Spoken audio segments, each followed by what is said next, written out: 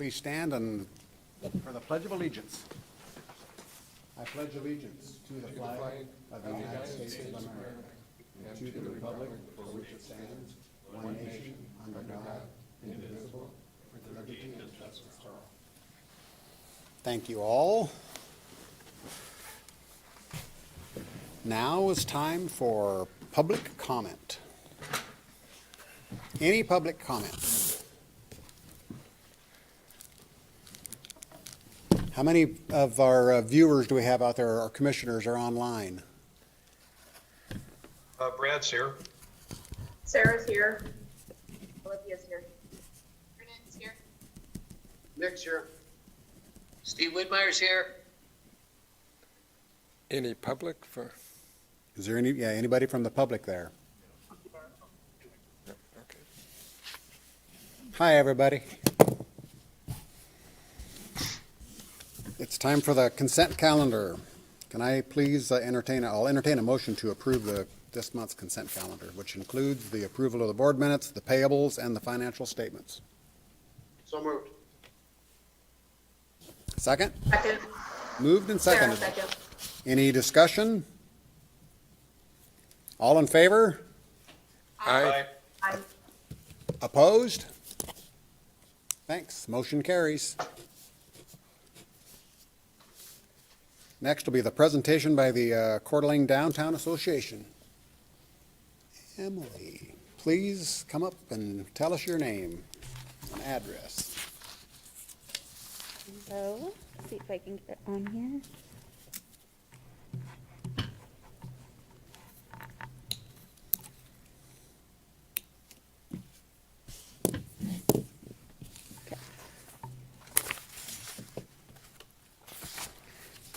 Good afternoon. Thank you for having us. My name is Emily Boyd. I'm the Coeur d'Alene Downtown Association Executive Director. Welcome. Thank you. Joining on Zoom today is Maren Scoggins, the Downtown Association Treasurer. And unfortunately, our President Joe Angelo is out sick and he was hoping to join us, but will not be here today.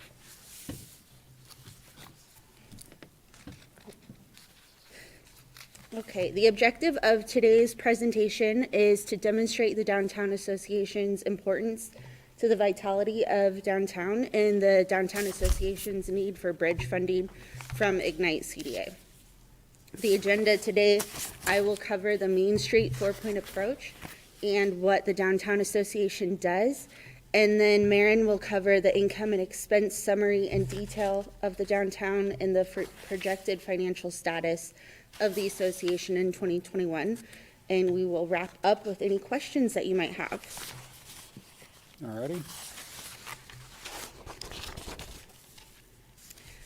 In 1990, the city authorized an agreement with the Downtown Association to administer a downtown business improvement district to provide services that the city did not have the resources to provide. All the businesses within the 22-block business district pay an annual fee and to help support the Downtown Association's operations. The Downtown Association's operations are modeled off of the Main Street America 4-point approach that you see on your screen here. The reason we follow this is because it is proven to be an effective community transformation approach. We are a nationally accredited Main Street, which requires an annual review process to ensure we meet all 4 of these strategies. And this shows that the Downtown Association is performing at the highest level of operations at a national level. Being a national accredited Main Street is important because it gives our businesses more opportunities for grants, excuse me, and a significant amount more of resources to tap into. I'll touch more on that on our presentation here. But just to touch on the overarching 4 topics, economic vitality, which is the cultivating a prosperous business mix in the corridor. Design is creating an inviting atmosphere. Organization is connecting the community and creating partnerships. And promotion is marketing of the downtown corridor and the importance of shopping local within your community. So let's move into how the Downtown Association specifically implements these strategies into our community.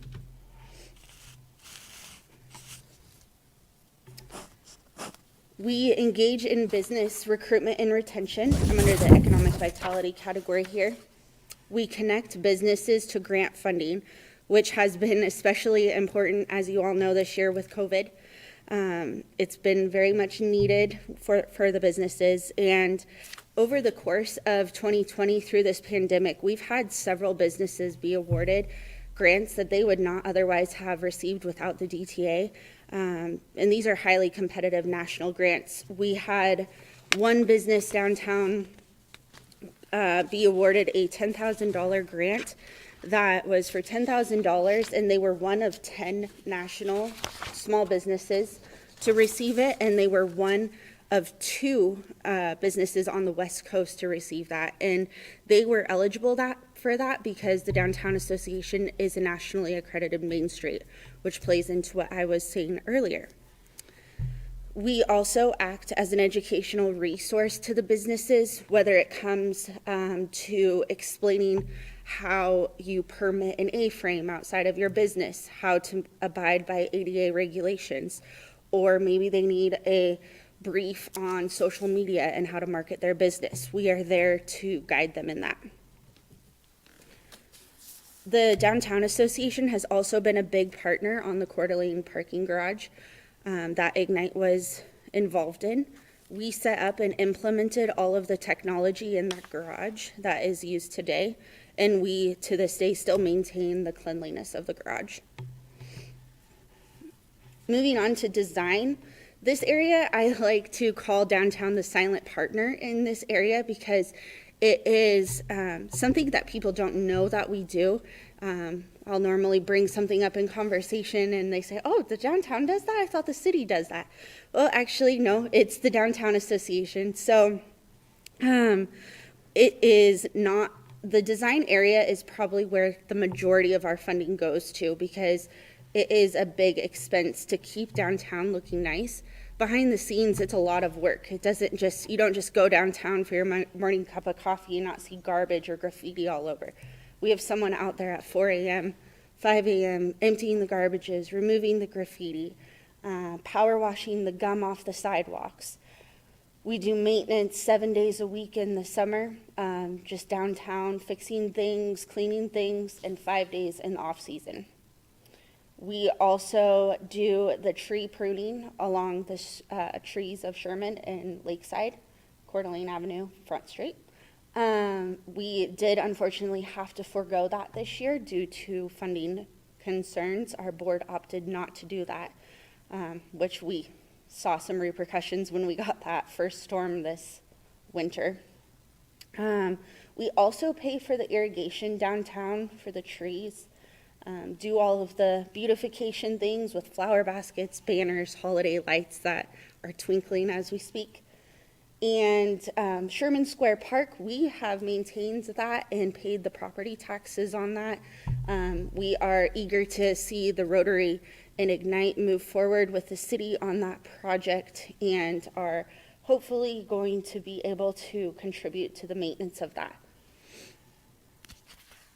Partnerships are a strong point in the Downtown Association. We partner closely with the City of Coeur d'Alene. We have partnered with Ignite with funding since 2005, as the board has recognized the downtown as an important part of the economic vitality. We work inside the Coeur d'Alene Regional Chamber and consult with them daily, and we consult with the CVB. Again, Sherman Square Park, and we are very tied to Idaho Commerce with our Main Street. The most important thing about the organization is the Business Improvement District engagement. Is we keep base with our merchants on a weekly basis, whether they communicate via email or in person. We engage with them and make sure they are getting the resources that they need to be successful in their business. Lastly is promotion, which is the most fun part, I'd like to say, of what we do at downtown. Here are listed a few of the events that downtown is most known for. We do an event every month pre-COVID era. We have over 60% of our funding comes from events, which is what Ignite has given us money to do so we can build our funding structure to support ourselves. Unfortunately, this year we have not been able to do any of these events. Oktoberfest we were able to do on a very small scale, and we did try to implement some micro events, but they have not proven to be sufficient in funding. The Mac and Cheese Festival and the Brew Fest were two events that the board implemented to backfill the funding of Ignite when it sunsets in 2021. Those did do their job previously. We were prepared for the sunset of Ignite prior to COVID, but unfortunately not having those events has put a big gap in our operational funding. And then lastly, on promotion, we do regional outreach through marketing and market downtown Coeur d'Alene as a desirable place to live, work, play, and just be. We have a wonderful downtown community, and we want to tell people about it and invite them to be downtown. So we spend a significant amount of marketing dollars. Again, pre-COVID, we spent money to bring tourism to Coeur d'Alene.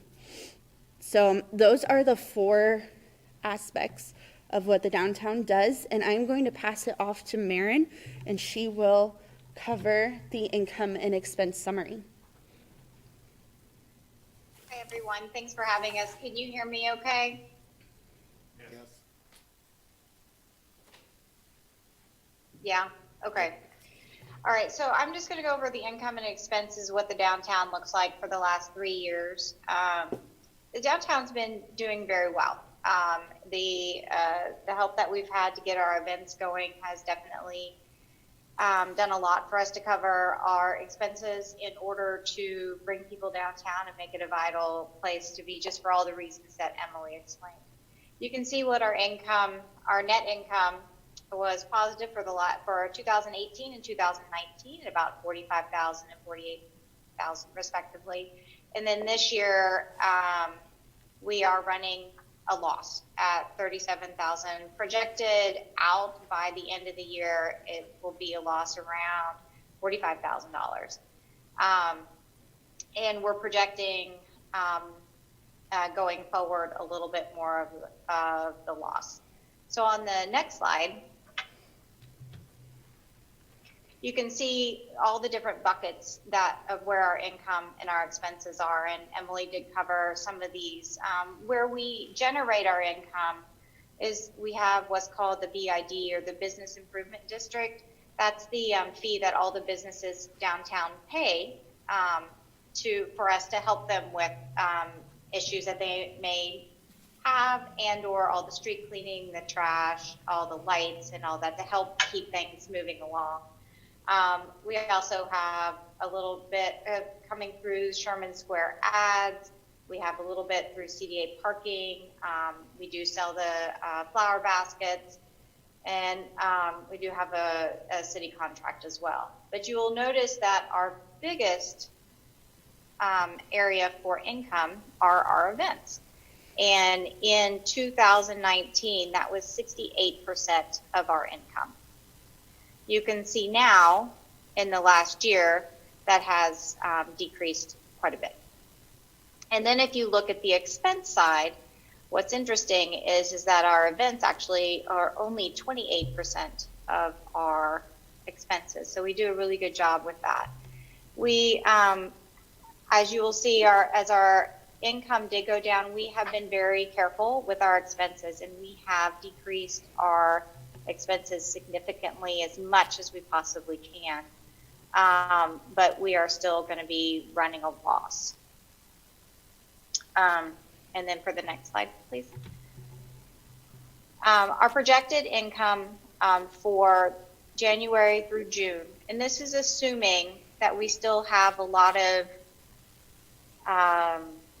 regulations around the types of events that we're able to run. As you know, we have some mandates that we need to follow for the social safety of our community, and we don't know when those are going to release. We think maybe June.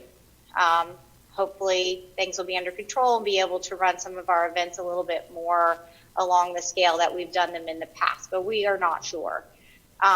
If we can start running some events in June, we can still do some smaller events in the spring and sell our flower baskets and still have our BID coming in. We project to make about $58,000 or almost $60,000 in the next 6 months.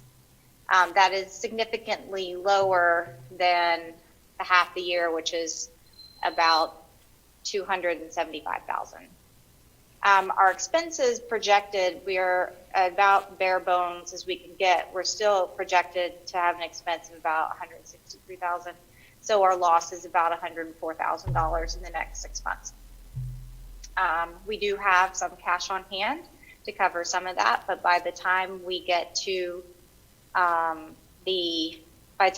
June, we will be pretty much out of that.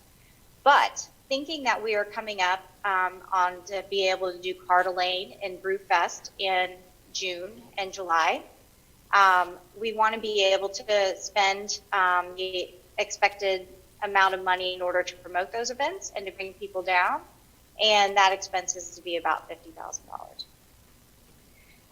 The assumptions, again, going forward is we have continued event restrictions.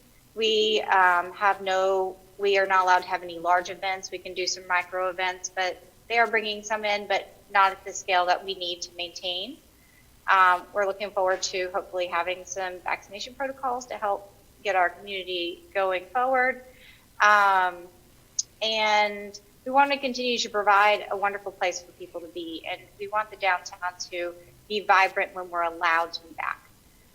So we are today asking for a request to help us get to that point and to promote our events going forward for next year. Normally our expenses over the whole year for events is about $150,000. And so that is what we'll be requesting if possible today. Next slide, please. Any questions? Questions from the board? Or Danielle? Question. Is the projected 2021 income, is that from January to June or the full year? I'm sorry if I missed that. That's just January to June. Okay. Assuming that our economy is coming back pretty full steam by June, we do expect that we will have some income at the end of June, July, and August, but not very much, only about $58,000 for the first 6 months. What percent of the income is in the second half of the year? Because a lot of the events are in the summer. So That's a good question. It's about half. Let me see if I can get those exact numbers. So if we had, let's see.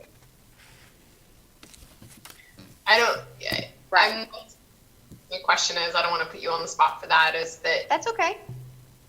It's about $213,000. And for the first half, it's split about halfway down the middle because we do a number of micro events in the beginning of the year, and then the smaller ones, and then our 3 biggest events are June, July, and August, and then we have some smaller events in the fall. So it's about half. And I can certainly answer more questions and send you some more detail as well.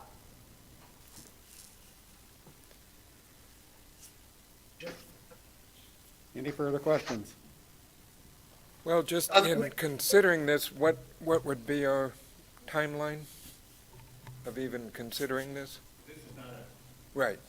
This is not an action item today, Right, so I right. would plan on bringing it back for board discussion and possible action at the January board meeting. Okay. So what happens, there's seed money for Carter Lane and the Brew Fest, but what happens if those events are, you're not able to do those events? I can take that. If we are unable to have those events, I think that we're working on restructuring our model of income. For a long time, I have looked at the event structuring model. We shouldn't be solely based off of events, to be honest with you. I've just been jumping into this role, and it has been a mission of the board to look at modifying the BID, and hopefully within that time frame we can work to modify that, but that could be an extensive process. So it's a little bit of a gamble, to be honest with you. If we are, that seed money will be used eventually to do events once we can have them. We're doing events now, they're just in a very small scale. Instead of bringing in thousands of dollars, it's trickling in smaller. So it is still viable money, and we will remodel our funding structure through this learning experience. Okay. Can I chime in for just a second on that as well? The other thing is, if there are events that we are not able to run, we, as the board, have been looking at pushing it further back. So we will do them, but instead of having, if the event can't happen in June, can we do it August, or can we do it in September? And so we want to have all the events, and they will be used for those events. It might be shifted back a month. Mr. Chairman, this is Steve Widmeyer, and I have a couple of questions, if I could. You bet. So, city reserve account. I know you have a cash balance in the city reserve account. How does that play into this? I checked it as of the end of November, there's $243,000 in a reserve account for that. How does that play into your budget? I'll take that. Yes, we do have a cash account. By the time we get to June, we have about 6 months of cash on hand, a little bit more. By the time we get to June, we have about $160,000 in expenses generally because of our staff, our clean and safe, and those types of things. We'll have like $60,000 left, which is good. But if we want to start promoting the events in June, July, and August, those events, just the expenses for promoting and getting them going are $66,000. So if we don't have any income up to that point, we won't be able to have the event. And so that's why the ask. So we are trying to make sure that we can promote those events and get them going in June. And we're assuming, like I said, we'll still have a lot of restrictions up until then. And we are looking at other forms of trying to find some grants and things like that too. But that's, yeah. So I guess, so in looking at the projection, it's projected of $58,000 worth of income, $63,000 in expense roughly. So that was a negative 104. Do you have just a brief analysis of what that $163,000 is made up of? And if we don't have it now, if we could get it in detail, but I'd be interested to see what the $163,000 in expense is. So if you get back to it, so that's a negative of 104 between the income and expense. Do you have any detail on the Brewfest? So you're $20,800 for Brewfest, $26,000 for Coeur d'Alene. I would imagine that you're not going to spend that if it looks like you're not going to have the event. And it should be by that time that we're very well aware. You know, we're all hoping that by April we're going to be coming out of this thing, and so it should be known if we're going to have those events or not. So those are expenses that you would expend, but you're planning on matching that with revenue. Yes. And that $163,000 does not include expenses for any event up to this point. That is projected expense just to run the downtown at this point. So because we're not going to be able to run very many events, if at all, until that point. But I can certainly get you the income and expense sheets for you so you can see the actual breakdown of what the percentages of each part of our expense. Yeah, I guess we'd be interested in seeing on the expense side, how much is payroll and what trying to think of what other expenses would be. You have payroll, you have a small amount of rent, and so I would be interested in seeing what the bulk of those expenditures are. Sure. And then the other question that I have is I know that in conjunction with the payroll or the payroll protection program, you went in with the chamber, and so there's a dollar amount there that the chamber is working through. So that's potentially a grant as well. Yes, we do have the grant, but we haven't had forgiveness yet on the grant. And so if we don't end up with forgiveness, so the chamber has the money, and so the chamber pays for our payroll, and then we reimburse the chamber. They have that set in their accounts payable. But if we don't get forgiveness for that, then that's $30,000 that's going to go back. So that's an unknown right now. It's whether that's going to be forgiven and that needs to be paid back over a period of time. Correct. Okay. All right, that's everything that I have for now. I just really think that we just need to get some more detailed information. I have to be honest, as the ask is pretty large. And so I think we need to make sure that we have all of the numbers. Large, especially considering that, cash reserve is for times like this. And, we're not going to be in this forever, and we're going to move forward in a positive manner. And having a $243,000 cash reserve is pretty healthy. I think a lot of nonprofits would really love to have that kind of cash reserve. But so I applaud the management of the Downtown Association to have that cash reserve. I mean, that shows very good management. Thank you. Yeah, I'll get that. I'll get that detail expenses for you, and then if you have any questions over it, I'd be happy to answer more questions. Great, thank you. If I might add to that, our cash reserves, the money at the city mayor that you're speaking about is essentially our only money that we have right now. We don't have a checking account sitting full of money. So we essentially just have that funds, and I just requested another 40,000 draw from there to cover this month's expenses.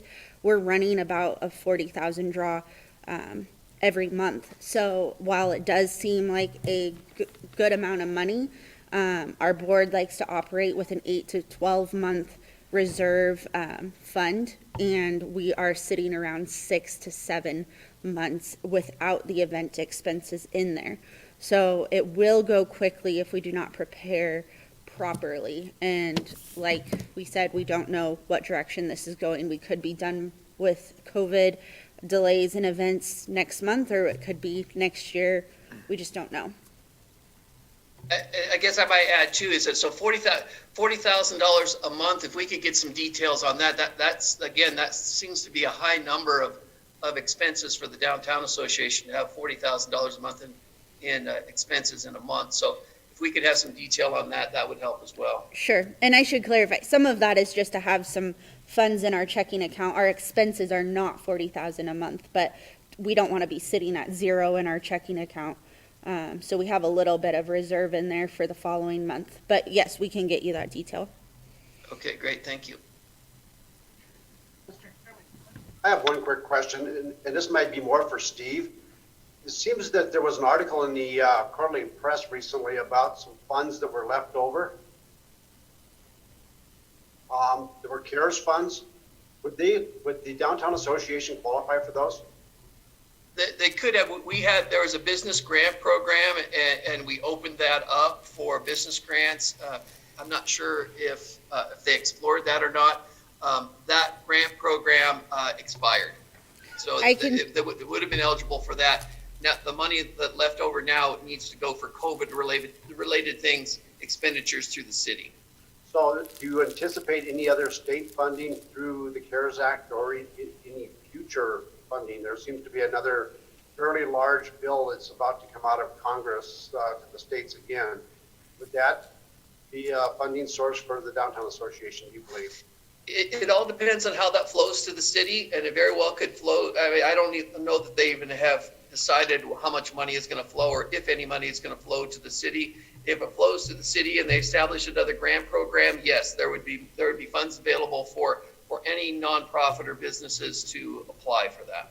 So in reality, this is a bit of a work in process right now.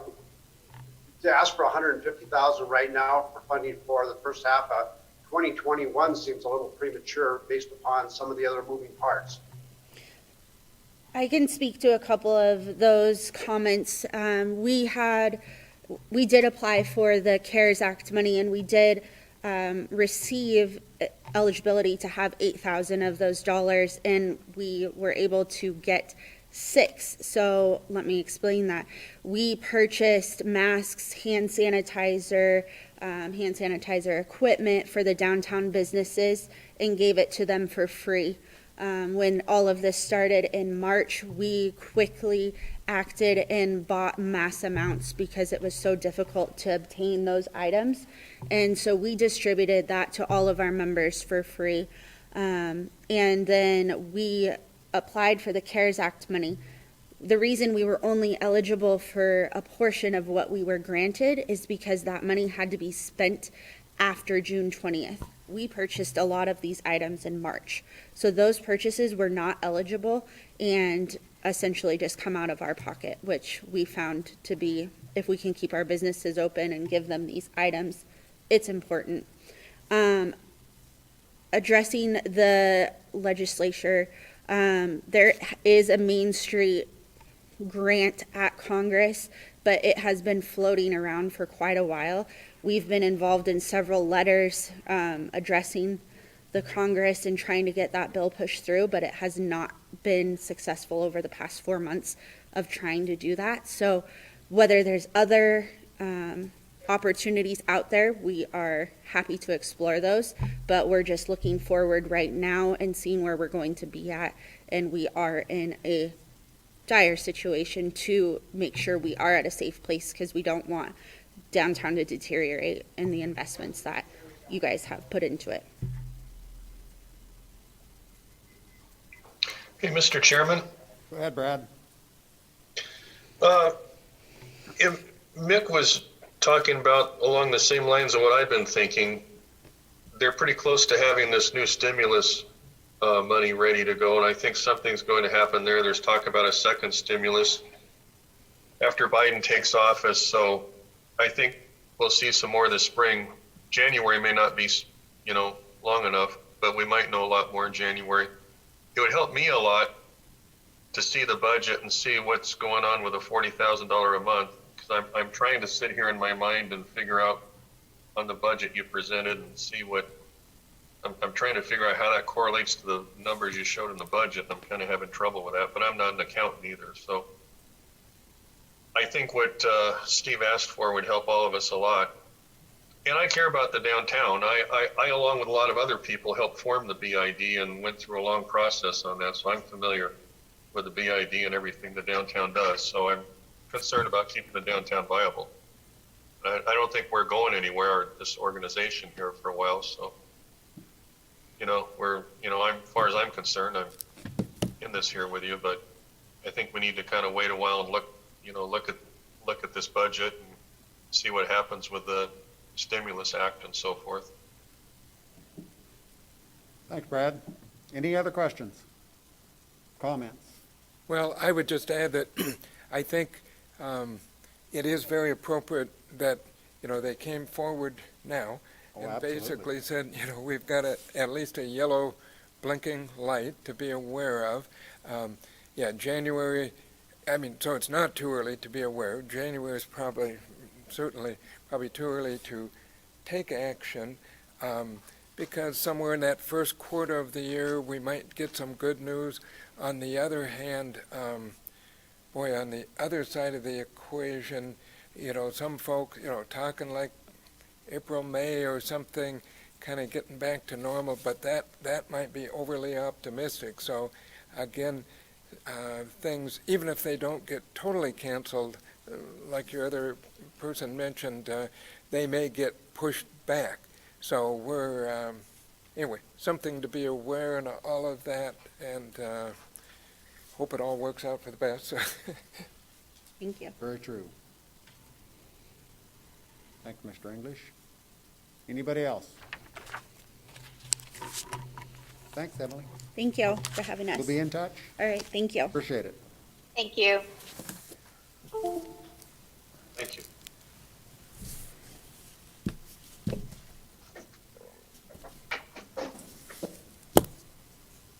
Next on the agenda is the Parking Commission report.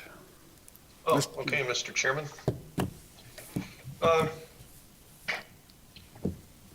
The Parking Commission met last Tuesday, and they voted to forward some, what I want to say, some changes in the parking ordinance to the council, some amendments to the parking ordinance. That should be going up to the council.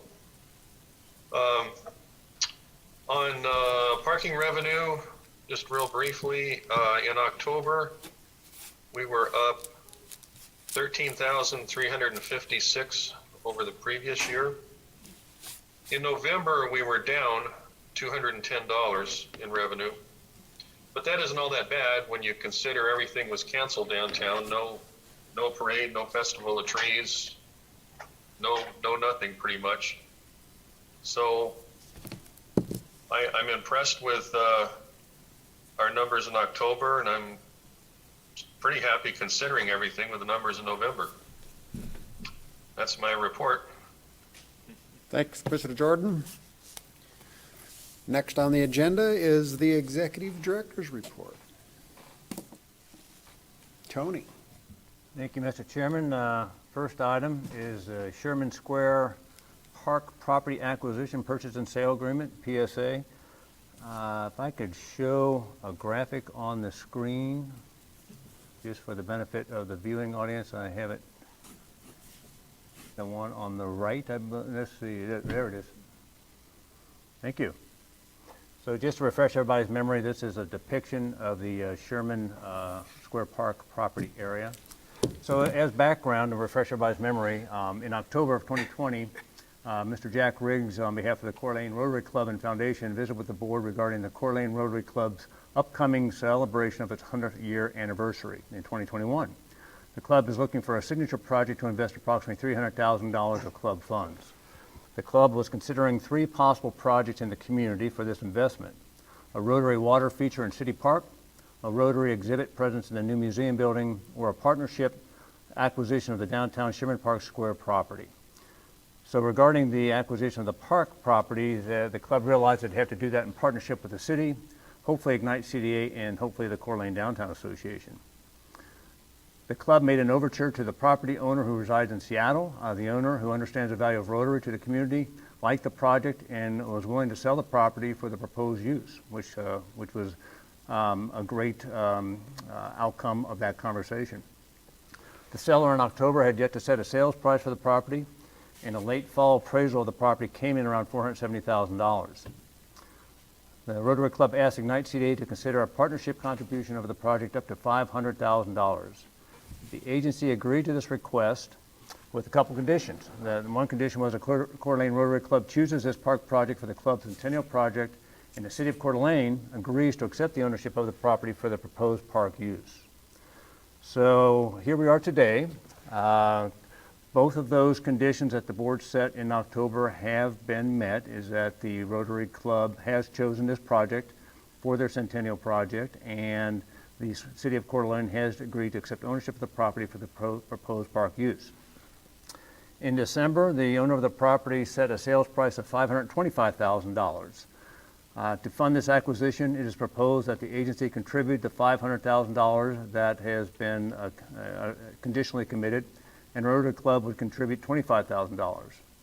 The PSA, the purchase and sale agreement, calls for a closing by December 31st of 2020 with no cash deposits and with a cash due at closing of $525,000. The PSA states that Ignite CDA will be the fee simple owner of the property, and Kootenai Title will help with the transaction.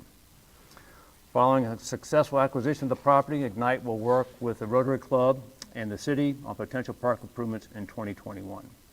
So we have before you tonight a PSA that Danielle has worked hard on in unison with the seller's legal counsel in Seattle. They've done a lot of good work. We did receive a letter from the Rotary Club this morning confirming their commitment to this project and committing to $300,000 over time. I did receive a check today of $25,000 from the Rotary Club to help with the acquisition.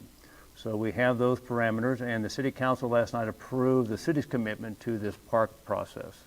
So we have everything kind of lined up for bringing this, I guess, initiative forward for closing if the board agrees. Any questions you might have? Excellent project.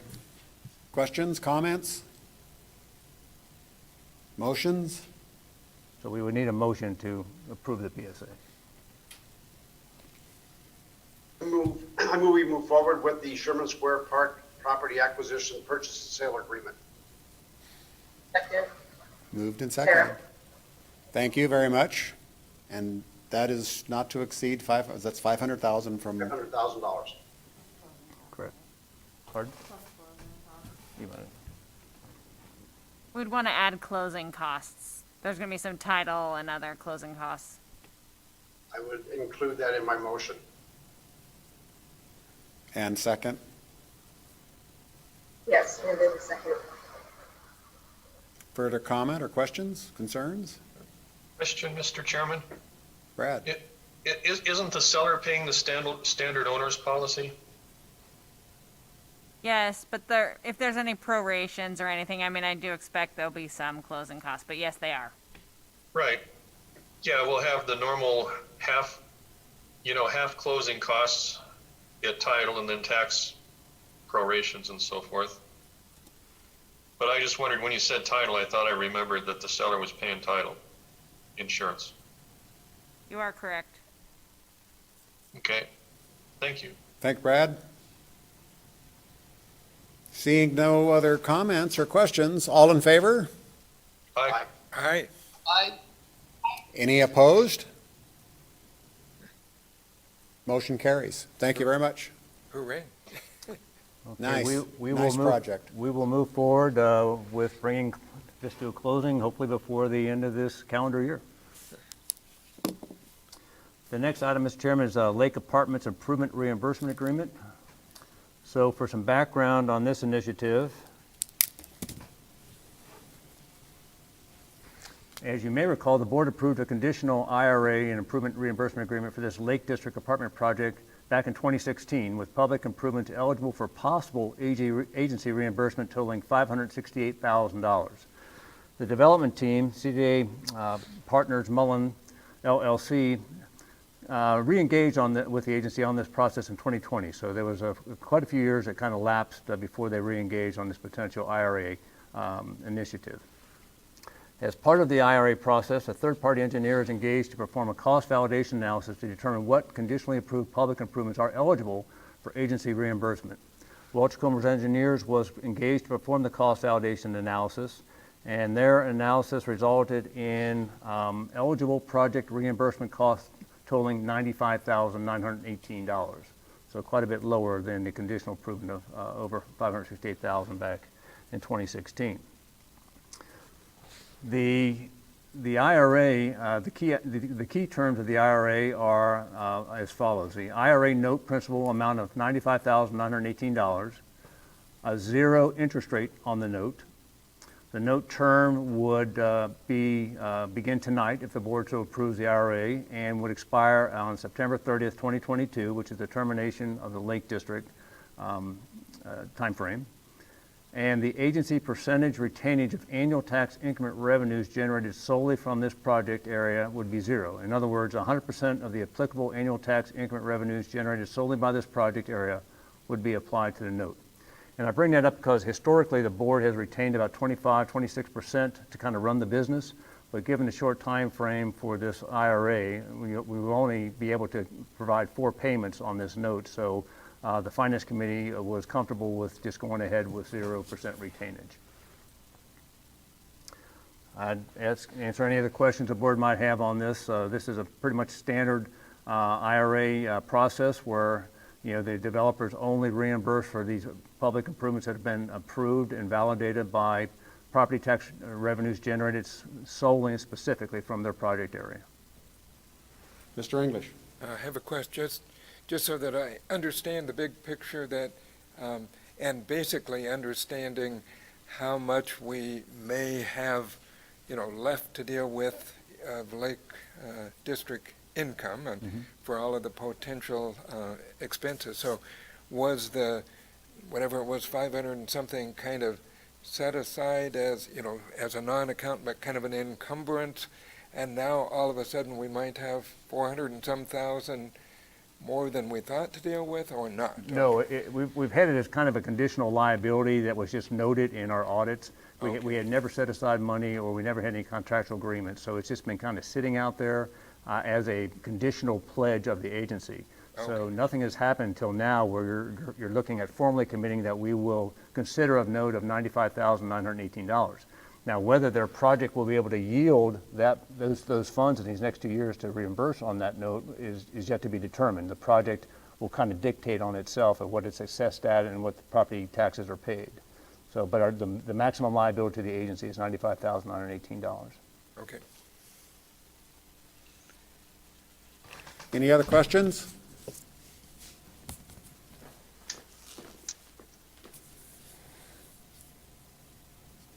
I'll entertain a motion to approve this lake apartment.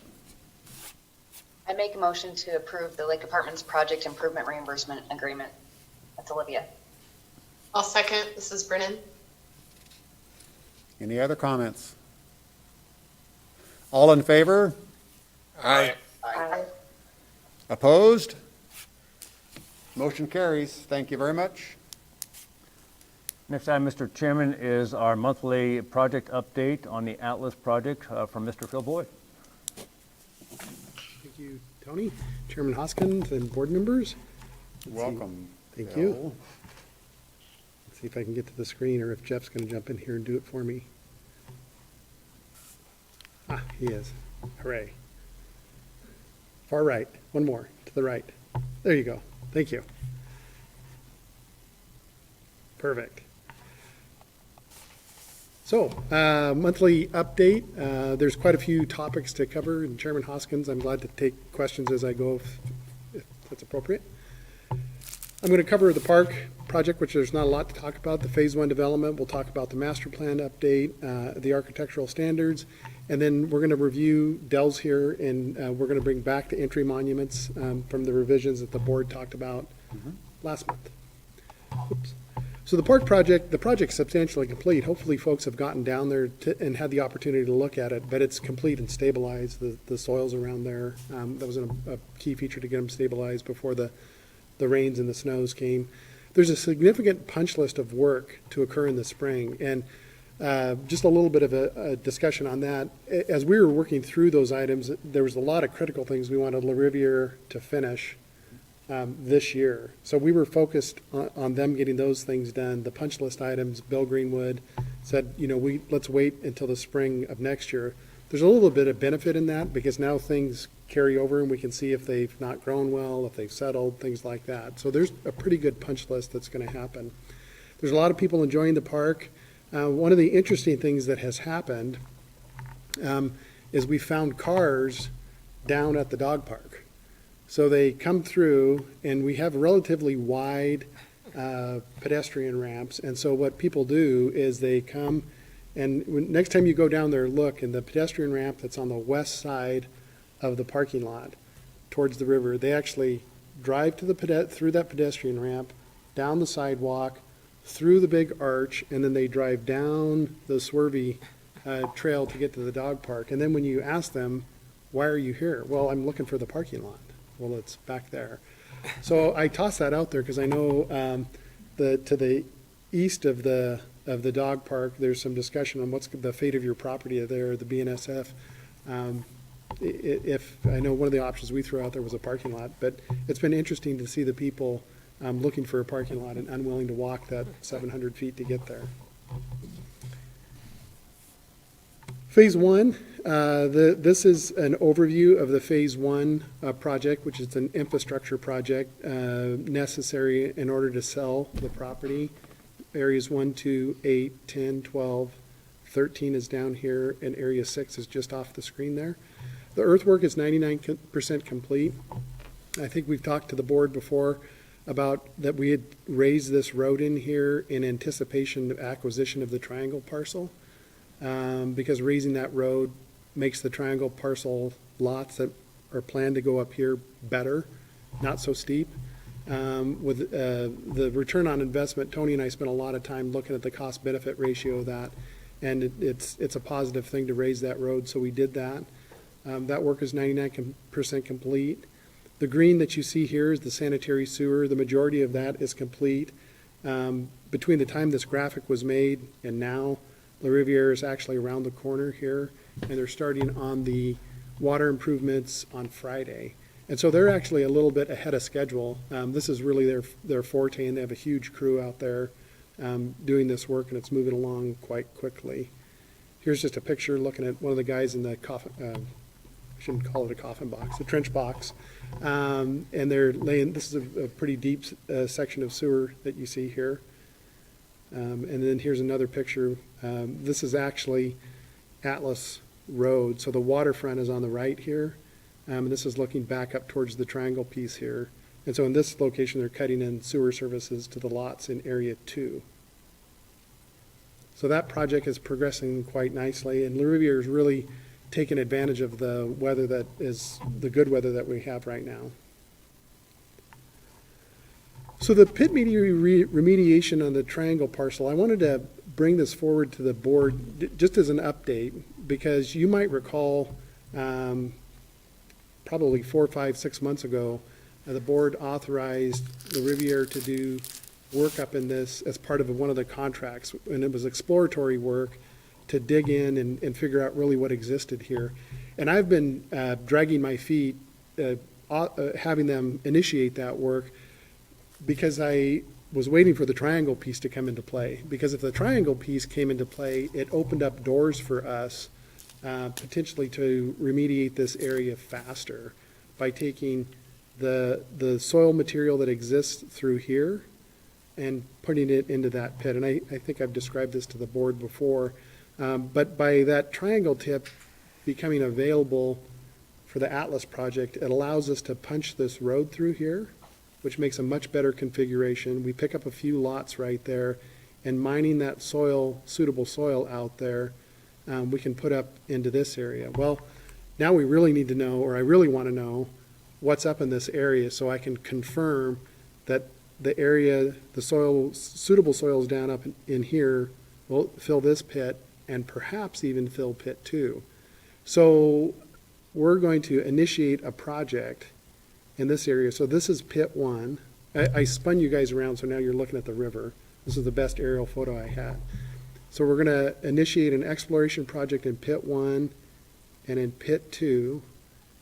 And it's going to look like this. This looks a little nerdy, but these are the drawings that we're using. So we're cutting a 20-foot deep trench from one end of the estimated pit to the other end, and we're punching 4 holes in this area. So that's pit 1, and we're doing the same. In this one, we're going to punch a big 20-foot deep trench across here, and we'll punch 2 test pits here and here. These are historic test pits.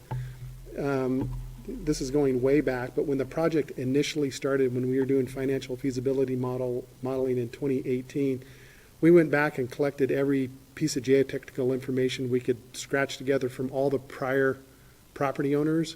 We were able to get their geotech reports, and we plotted all this information on this drawing, so you can see all the areas that we have information, and then you can see areas that we don't have. So that's in this area. So the objective of doing this, the purpose of it is to get out there and characterize the soil, what's down there. Is any of it usable? Is it available for processing or actually as structural soils? And then the depth and breadth of it.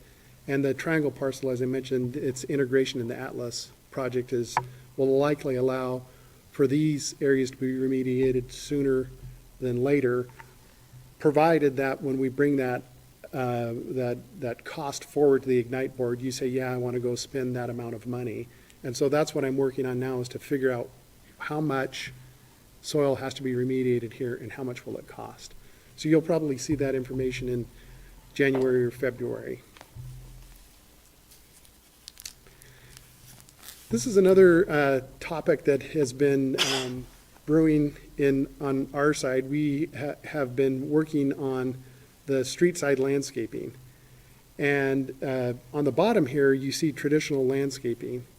And in our street network, for the most part, there are no roadside swales because the swales are down in the park. So we have a stormwater collection system and water flows down to the park, and it's treated there. So that provides the opportunity to do something different than just a grass area between the back of the curb and the front of the walk. And so here you kind of see the traditional landscaping area. And here is the idea of using a lower water demand, low water use landscaping. The reason that I'm bringing this forward to the board kind of in this general way is to see if this is something you would entertain. We don't want to get way down the path on a design and then have the board say, well, wait a second, why are we doing this? Or this, this didn't look like I thought it was going to look like this, and why does it look like this? So Del Hatch's team and our team did a little bit of a block of analytical work on a typical street block and looked at what would the cost be to build this and what would the cost be to build something like this, and then what are the irrigation demands for each one of those. So using the traditional landscaping as our base, building something like this is about 20% more expensive. You spend more on plants and different materials, but you spend less on irrigation. It uses about 30% less water in a year, and it saves about $2,000, and it's about 1.3 million gallons of water, which you kind of think about that, and it's a lot of water. There's about 1.5 miles of street in the Atlas project when it's fully built out, and then there's two sides of the street, so we're dealing with about 3 miles of linear landscaping here. In my opinion, I should have put that here, it's a more appealing landscape aesthetic. It is more challenging for people exiting. So if you think you parked right here, and if you happen to be right at that location, you get out and you're kind of in the landscaping there, and you got to make yourself work around that. It's not impossible, but it's a little bit more challenging. The snow storage can damage the plants and whatnot in here, so there's a little bit more maintenance. That part of it, moving down the road, will be an HOA responsibility to maintain the landscaping here and also pay the water bill. So just to be clear, the cost savings here won't necessarily flow to the agency, the district. It'll flow to some future homeowners association once the project is built out. But there is some community good here in creating a landscaping network that uses less water.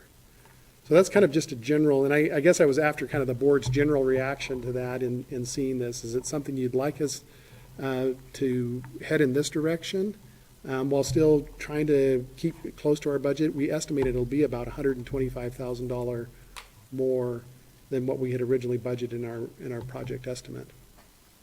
Question, there's a $1,900 a year savings and 1.3 million. What's the $1,900 savings for? It's just the cost of the water. You have and 1.3 million gallons of water. You're saving both of those things. So you're saving. Don't add them together, though. No. You're saving, when you don't purchase 1.3 million gallons of water from the city, you save $1,900. And they have a progressive rate structure. So in a particular month, as you use, in this case, in a certain month, you might use 400,000 gallons of water. In July, you'd use 400,000 gallons of water. The city's rate structure, off the top of my head, goes from 0 to 200,000. It's $1.21 a thousand, and then when you get above that, I think it's $1.68 a thousand. And so you're saving the water, not purchasing it. So that's the $1,900. Okay. Well, this is Brennan. I think updated and current from environmental standpoint. I know we wouldn't get the financial benefits necessarily, but how does that work with architects of the developer? The benefit is it gives kind of a cohesive theme for the development by having a single architectural landscape architecture, but we would decide and then developers would just understand. so that when they design their property, the rest of it would be compatible, so that they know what it look like. So your signal was breaking up there a little bit, Commissioner Mandel, but I think I got most of what you asked about. I think the first comment you made was the idea is positive about having a lower water use landscaping, and then the second question was, how does the public space landscaping relate to the private space landscaping here? Because the That's Ignite, okay, good. So the Ignite board authorized a production or preparation of architectural standards. Within those architectural standards, there's going to be some, we'll call them light landscape architecture standards. And so what we would end up doing if the board said, yeah, we kind of like this lower water use idea, we would work with our consulting team to make sure the two things are integrated. And so the plant selection here doesn't conflict with the plant selection on the plant side, and that there's some cohesiveness and appropriate design through the whole corridor. All of this stuff that you see right here would be designed by our Del Hatch's team. And so it would be consistent throughout the corridor. On the private side of the sidewalk, we would just provide some general guidance for the developers in that public interface portion of the private property. So, behind the house, they can kind of do whatever they want, because as a public, we don't see that. At the front of the house, there would be more restrictions than the side of the house, so it would integrate with the public corridor. So hopefully, Commissioner Mandel, that answered your question. Yes, thank you. Welcome. Bill, I have a question. I also agree. I like the kind of the new modern, uses less water too. I kind of like that versus the kind of the same old that we've seen forever with the grassy swale there. But I also thought we allocated funds to buy a pump so that we would be able to reduce the cost of buying water from the city. Did we not do that?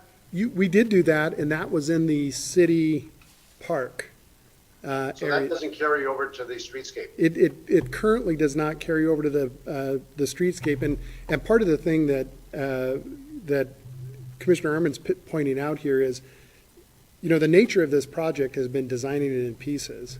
We went in and we designed the park, and then we go in and we design phase one, and then we design phase two, and that's just the way that this project has progressed, kind of for funding reasons.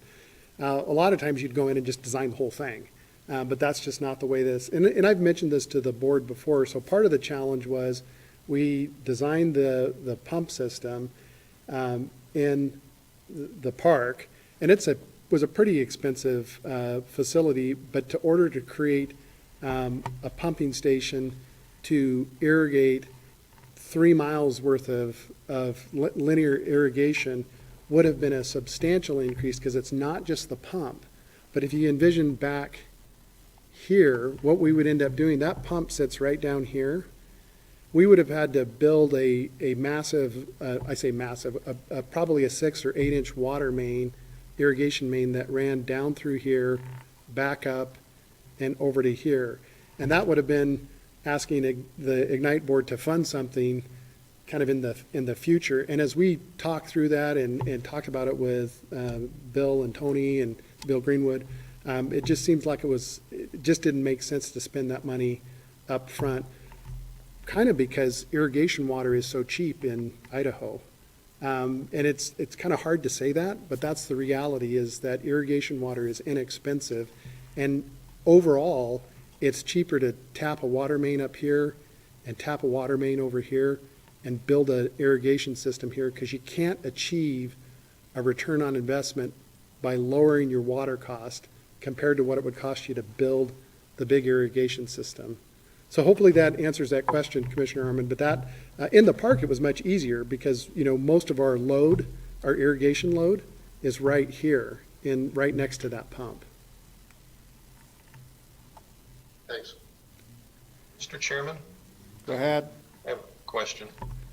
So, and I apologize if I'm not sounding politically correct, but I look at the low water use landscaping, and it doesn't look northwest to me. I don't find it more appealing. It kind of looks like driving through a subdivision in Las Vegas.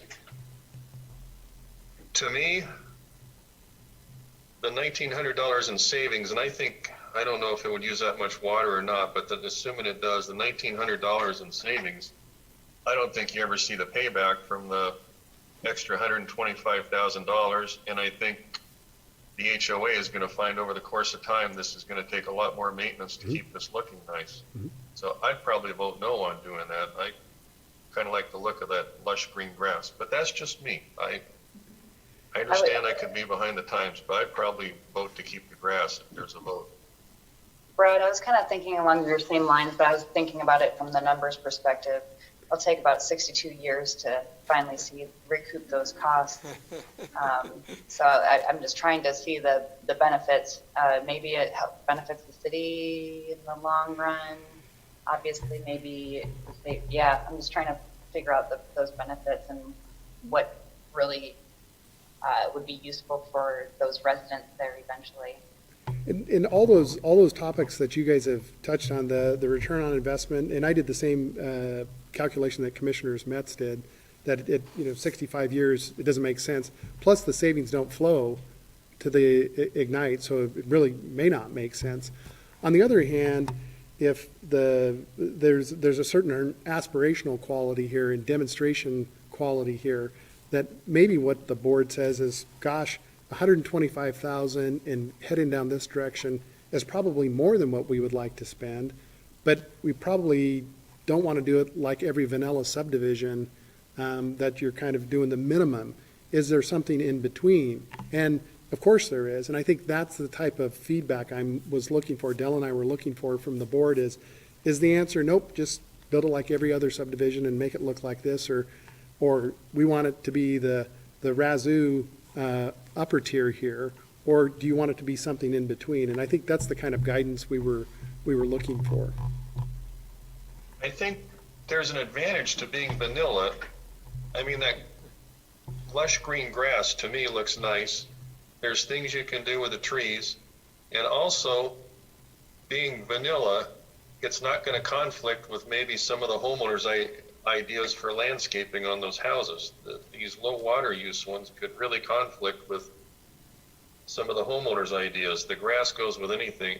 The other thing, wherever I see this done, people walk across the grass to get in and out of their car. So I find that depending how you do this, you end up having people walk over the shrubs or the wild, low maintenance grasses and so forth. And you think about some of these parking lots you see at these big stores or shopping centers, and some of these shopping centers and stores have some pretty nice landscaping, and you'll see people get out of their car, and if there's a border in the way or something, they walk right over it, and you see plants trampled over and bark kicked out into the asphalt. And I just kind of think that this may be aspirational. A lot of this gets into your personal feelings about everything, but I don't see that we're gaining anything by doing it. And that's me personally. I understand there's other opinions out there, but I think this is going to be a lot more maintenance than people are thinking, and it's going to get trampled over. And I don't know. You alluded to the fact, depending where you park your car, it might not be very handy. And Commissioner Jordan is spot on with all those observations. And, we've talked it through that, the other way to look at this is if we do want to do some of these low water use areas, do you do them just at the intersections where we've got the bulb outs? So I'll scroll back to here. Like that in these, could make sense. In these areas here where there's not parking. So maybe what happens is in the parked areas where you're going to get out of your car, you're using turf, and maybe you do something around the trees that is a little different than just turf. Because what happens around the trees is they go out there and the first thing they do is round up around the trees so they don't have to weed whack. And so address that up front. And I think you all have seen that. If you look over when you drive through the educational corridor, that's a really nice treatment over there where they've put in mow strips and they put rock or bark in there. And we could do something like that in these areas so we avoid what Commissioner Jordan's talking about, kind of this maintenance and annoyance of getting out onto something like that, but we still head towards a little more irrigation mindful design. think that sounds like a good compromise. Okay, Okay. good.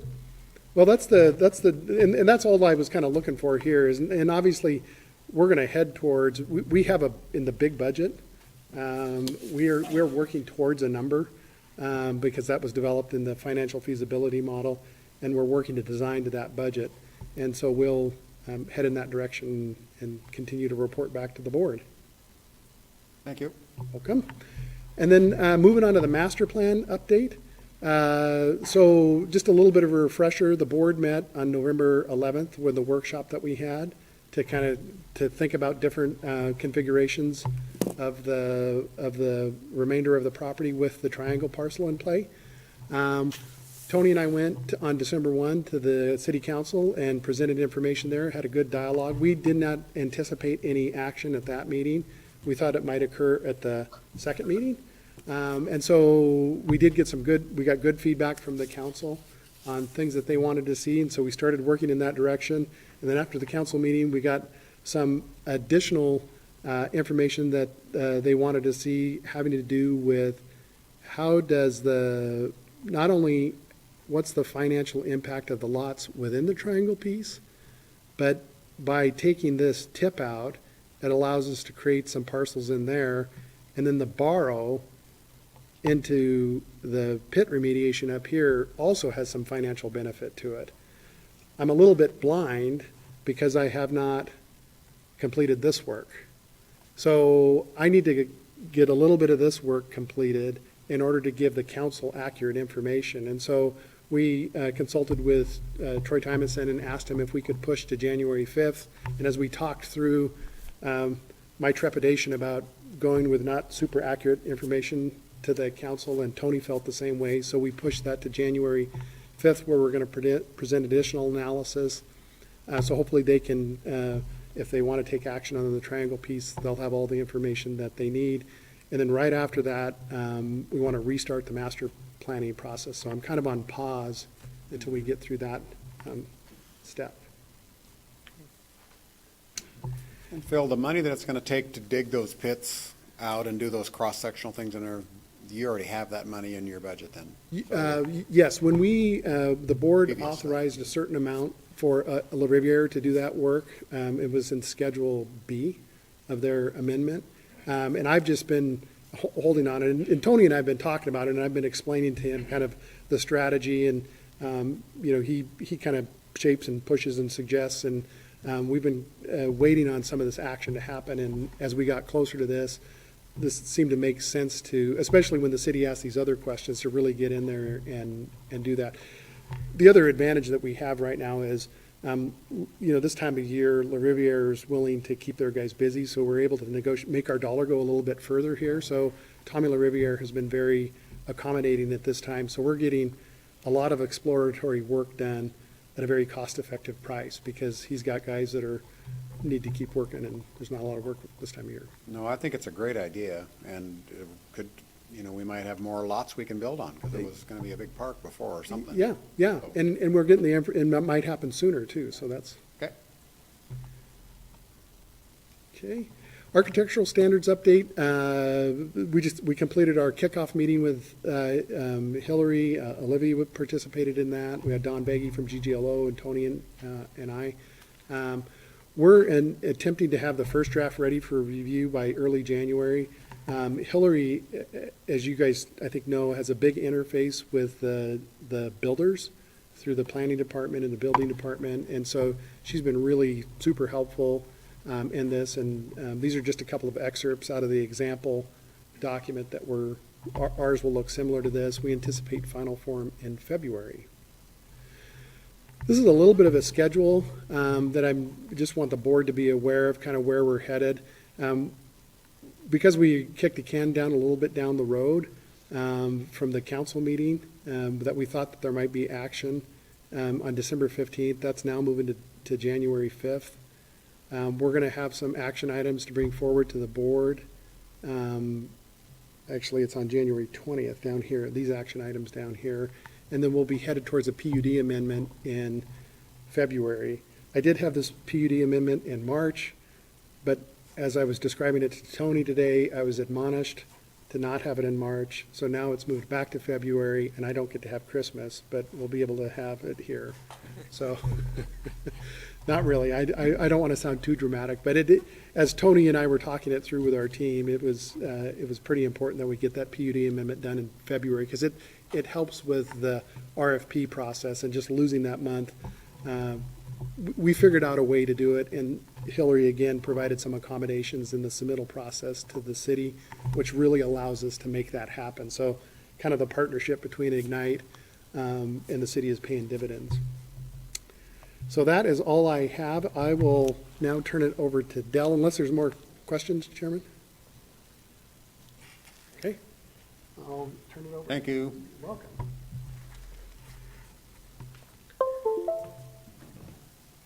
Is it that one, Dell? Yeah, I think so. Okay, I think. Yeah. Looks like it. Is it the old? December 16th. Yeah, that's mine.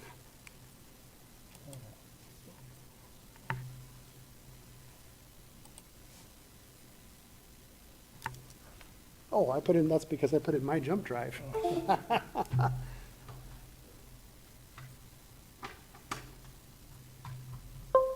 Now we got it.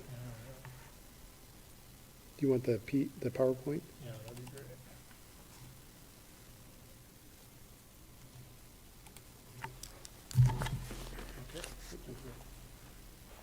Okay, good evening, Mr. Chairman and members of the board. I will, so last time we were here, we looked at a couple of different concepts, and you asked me to go back and see if I could come up with some different ideas, some hybrid ideas, change some materials and such. So that's what we're going to look at right now. I'm going to run through last time's presentation just to give everybody a little bit of a refresher. We talked about the scale, different materiality, what's the appropriate size for a project like this. Talked about the materials, how the timbers might be subject to decay and things like that. And we talked maybe about making them out of concrete if we stayed with that kind of a theme. We talked about Core 10 steel, etc. And we talked about where we're looking to place some of this monumentation and the importance of coming off of the Celtice Atlas as being the main entry. We talked about Suzanne as being another key entry point into the project. Heartwood Drive would be looked at as a secondary development for another entry monumentation. And then at the different intersections, potentially developing some sort of a signage component for street signs. I brought up the fact that we had already some design character developed within the park and within the project with the Atlas Park component. This is concrete and timbers. This was one of the first concepts that would occur at Atlas and Celtice on the what we'll call the eastern edge of the intersection. This was proposed as board form concrete, some Core 10 type of accent. This was a proposed logo for the project. Here's the timbers that we talked about, either wood or concrete. And we talked about having some panels as sort of our backdrop fence. On the western edge of the intersection would be a toned down but similar type of an element, smaller monumentation with the logo and again the panels. It would occur here would be the eastern edge or the larger component with the fencing here, the roundabout up above, and then this was the smaller side. Now this will stay consistent with the theme that I show you here in a little bit. And then over at Heartwood, similar to the component, the smaller component at Atlas and Celtice, flanking either side of the road, a little bit scaled down with the fence or panels that would lead you into the project with the street enhancements. And then we talked a little bit about how could we carry the same type of a theme to the Suzanne Road and the issues that occur at Suzanne with Prairie Trail moving through this intersection, walkways on the north and the south sides, where we might place these, and the importance of viewer sightlines for people who might be approaching. This side, of course, pretty much wide open, but as people would be exiting into Riverstone, we didn't want these down low where they might block the view of pedestrians moving on the trail, north-south. And then this one, which was the only one we presented, but was a different look, different theme to it, more of a logoed theme that played off of the water, more of this wave idea, a little bit simpler type of a major sign, still utilizing landscaping, bringing in a little bit more of the boulder work that's so prevalent within the waterfront project, etc. So what I recall as some of the comments that I received from the board were that maybe our concrete and our Corten looked a little bit too industrial, and that could we soften it up, make it a little bit more friendly? Could we look at introducing maybe some color into certain parts of it, whether it's the into the logo or different elements of the monumentation signage? And could we look at trying to create a hybrid? So that was what we worked on. And now the other one is since we're on the river, there was also a comment about, is there any way to incorporate some river stone into the design, possibly at the base? So whether or not I've achieved a true hybrid, I'm not sure. We have some different look and different materials looked at here. Again, I usually put people into these things so that you get an idea of scale. If this fella here is about 6 feet, then you can see that this is now up around 12 feet in height. I tell you it's about 26 feet in width. We've incorporated some of the river rock stone into the base, still potentially looking at these plinth type columns as potentially concrete, but these elements that look as though they might be timbers. In talking to a structural engineer who's assisting, he's recommending that those would probably be steel. So they would be shaped as if they were big, heavy timbers, even colored or powder coated as if they were timbers if we wanted to. But these would be steel. There'd be a couple of them perpendicular on top of the plinth that would support the main crossbeam, and then the main sign would hang. I think these colors are a little bit light, but I think if we were going to add color to a concept like this might be the opportunity to do it, either in the logo and or in the name of the development. Any questions, feel free to interrupt me at any time, and I'll move through this. Now, if this is on the eastern side of the intersection as you approach it from the roundabout, this would be more of a scaled down element on the right-hand side. No name, but would include primarily just the logo. This is a little bit different connection. It isn't sitting quite as high.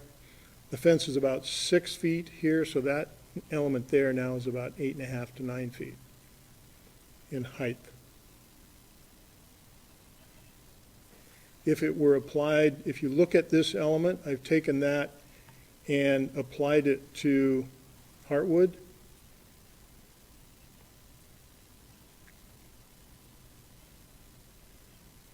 And then if we look at it as it might be applied to Suzanne, again, we've raised these up, trying to keep most of this area, only the support of it here, blocking, but now you can see the scale here.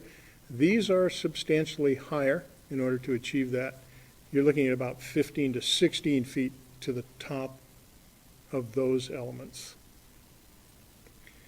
Now, one of the other things we tried to do that we didn't show you last time was to incorporate this same kind of a character into the street signs.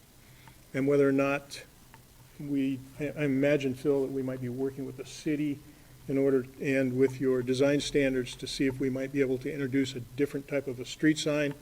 One that would start to carry on some of the materiality of these entry monuments with the river rock base. This I had originally conceived of as a timber or a concrete likeness of a timber with an embossed logo. and then our road signs being some sort of a steel plate with the lettering on them, potentially even some incorporated lighting in this base that might shine upwards onto that sign. Now you see the scale here, 6, probably close to 10 or 12 feet high. One version, there's another version where this might be the metal plate. Again, this would be a metal cutout of the logo. The names, again, on those signs, potentially lighting from below. This has a little bit different look. It takes this is truly a timber. If you can look at this one as a square timber with this corner cut out of it, these plates then slide in and are bolted through for a connection and still maintaining a river rock type base. So this is the third version of a concept for you folks to consider, and I'm more than happy to answer any questions about any of these elements. What do you estimate on a cost for the street sign like that? Well, the street signs, we talked about those last time, Chairman Jordan, and I think I recommended these could be anywhere from $2,500 to $3,500 a piece. Do you think we need just the street signs like that, do you think we need the rock base, or would it be maybe a compromise just to have the post and the signage and try to save some money there? I guess I'm just throwing that out there. I think By the way, I appreciate you calling me Chairman Jordan. That's probably from planning and zoning meetings, but I'm actually not the chairman. The rock base is something that I think you could probably do without. I think you could have the timber or the vertical structure simply down to a concrete base. This was an attempt to take the same materiality of the entry elements and stuff and kind of link all of these together. Yeah, Kinda like I the understand base. that. I was just Go ahead, Brad, asking. Commissioner Jordan. Yeah, excuse me on that. I kind of like the base, though, whether it's river rock or not, though, because it keeps the people from bumping into that corner of that sign. Yeah, it gives a little bit of a shy distance around it. Now, remember, these just occur on our bulb outs, so depending on how closely these are set to the intersection, we do have sidewalks that do move around these. I like this a lot better. I like it, too.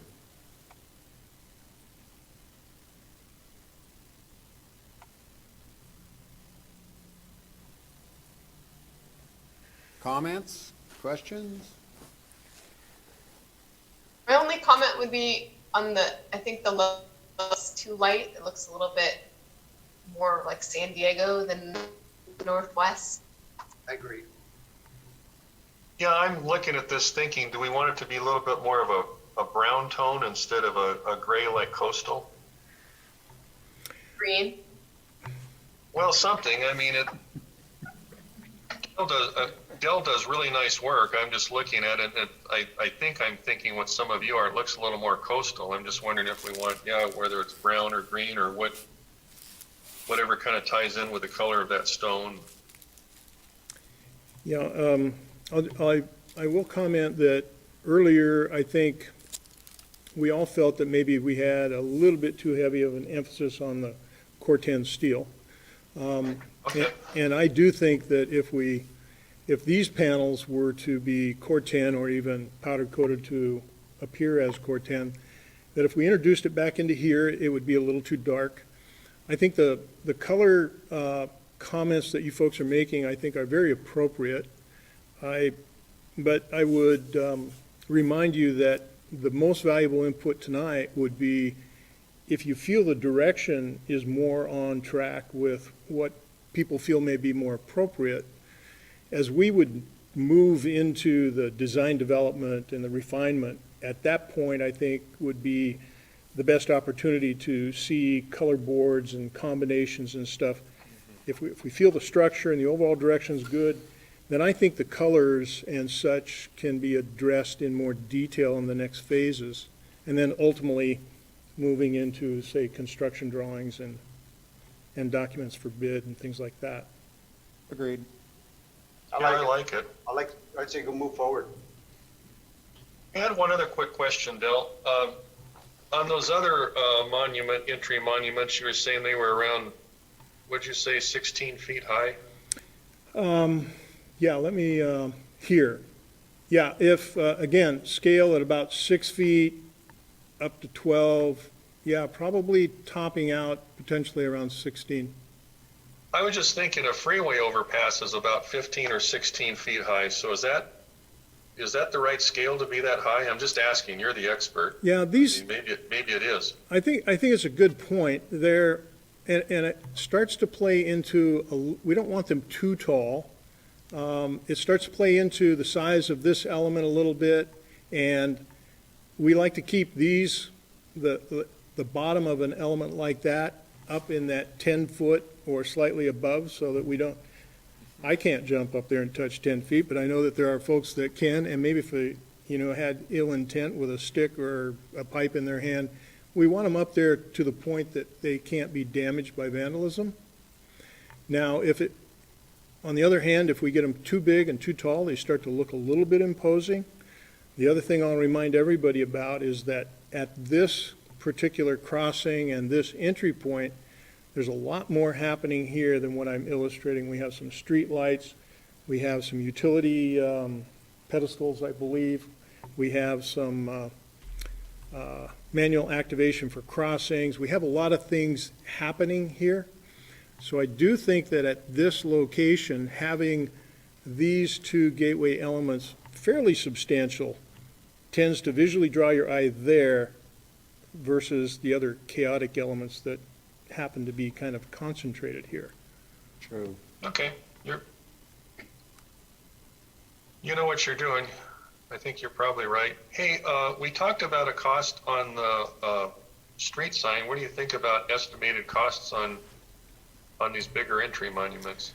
Well, what I've done right now, and looking, if you were to implement the Suzanne, the street signs, whether it happens to be this character or I think a little simpler character here, all the way through to the Heartwood entry and the entries either side. So you're talking about a street sign at each intersection and stuff. I think your construction budget for something like this is probably in the neighborhood of $320,000 to $25,000. Okay, so that didn't change a lot from last time, did it? No, I mean, this is actually scaled down somewhat from the first concept one that we showed, so it's a little bit smaller. I think probably no more complicated in its construction, but the numbers still are holding pretty close to the same.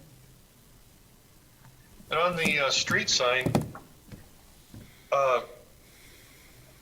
say for some of the more minor intersections, yeah, those signs there, would we want something scaled down from that for some of the, low traffic, real minor intersections, like maybe, a cul-de-sac or a real low traffic intersection? There's quite a few intersections. I'm just asking. Yeah, there are quite a few. I think there's a possibility that we could develop a hierarchy to the streets. Some of the major street may have a full development such as this. Maybe there is a scaled down version, one with a slightly smaller base, etc. I think that if it's desired to have a hierarchy of street signs, that's something that could probably be addressed as we would move through design development. And then the alleys would be a 5-gallon bucket with River Rock in it. An orange bucket, yeah. Yeah, that's what they do at, we can do like Home Depot where it says contractor parking or something for the orange bucket. It looks really nice, Dale. Oh, sorry. I just said it looks really nice, Dale. Thanks. I have a question. This is Sarah Garcia. I am not very well versed in development of neighborhoods and things like that. From and I don't live in a planned neighborhood, well, actually I do, but my question is, this seems like it's quite a bit.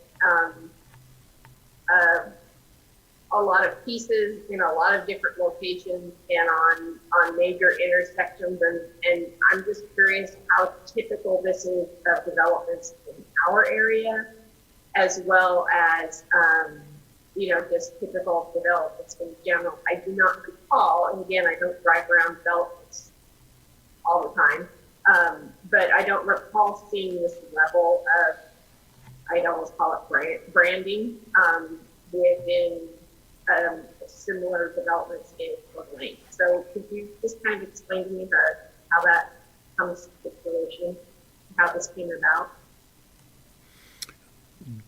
I can certainly give you my opinion on that. Okay. In the last meeting at the opening remarks, when we talked about scale of entry monumentation, signing, branding, as you mentioned, as I looked at this and working with Phil, and from the very start when we were master planning on this project over the last 2+ years, we always looked at what the cities professed, and their desire is that this would be something a little bit different, a step up or two above what we have traditionally seen as our standard subdivision in our area, and that we would look to raise the bar on the design of not only the layout, but the mix of uses and product that would be there, how we address the landscape, our waterfront, and right down to the details of this type of branding and signage. So from my standpoint, as we approach these concepts, that's what we were looking at. Okay, thank you. I just to a certain extent, I feel like it makes, for me personally, it makes it feel more exclusive and high end. And I know that we're talking about very valuable and very sought after properties. And this is not a criticism of your work or anything that we're discussing. It's just an opportunity for me to share a personal opinion, I guess. That it seems like it's elevating the area, and I guess it never was in my head that this was a exclusive or high-end development intention. So I guess I missed the part about the city wanting this to be different, and well, you said the words better than I did, but to different and to elevate it a bit over what we've done in the past. So I appreciate the explanation, and I don't expect any response. I just wanted to put my 2 cents in. So thank you for your explanation. You're welcome. Well, and if I could add, I would add from my perspective as, just one council member, but I guess part of what you'd call the city, I guess all along I have, and I think collectively we have seen this, this is something different. We knew from the get-go that, this, the land value, the lots and all of that definitely is, one word you could use for it, I guess, is exclusive, and, and in some sense, yes, it is, and it's special. On the other hand, it's going to be that exclusive feel and look and whatever is going to be shared by a huge amount of the public, because that huge waterfront, and those are public roads going along there, and as they're coming and going to park, park in the right parking lot for the dog park and all of that, and go to the other, they're going to be seeing those things and enjoying. So in that sense that, I'm kind of happy, for our, just regular Joe and Jane public like me, that we're really going to be part of that and going to be, welcome as part of it. So anyway, that's my perspective. Just real briefly, I look at exclusive, and we can use all kinds of different words. I look at this as a high quality of design, not exclusive, to the point that we're intending to exclude certain socioeconomic classes of people. Like exclusive can be used different ways, but I see it, and I think we're all thinking the same thing. I see this as just a extremely high quality of design that the whole community can be proud of. Yes, Sarah, I hadn't thought of it that way. I appreciate you raising that point. Yeah. I think it should be differentiated from other developments in the community, and I don't know if the main entrance we want to have something, it's a waterfront park, so that it's more inviting to the general public. I mean, I think what we do inside Atlas is going to matter more than what the signs look like. So I still would argue for that kind of multi-use, building a community feeling, including the park, but not only the park. So I think it behooves us to think about what happens inside the signs, but I also want, as part of the signage and monuments, do we want to have something that if there's a park?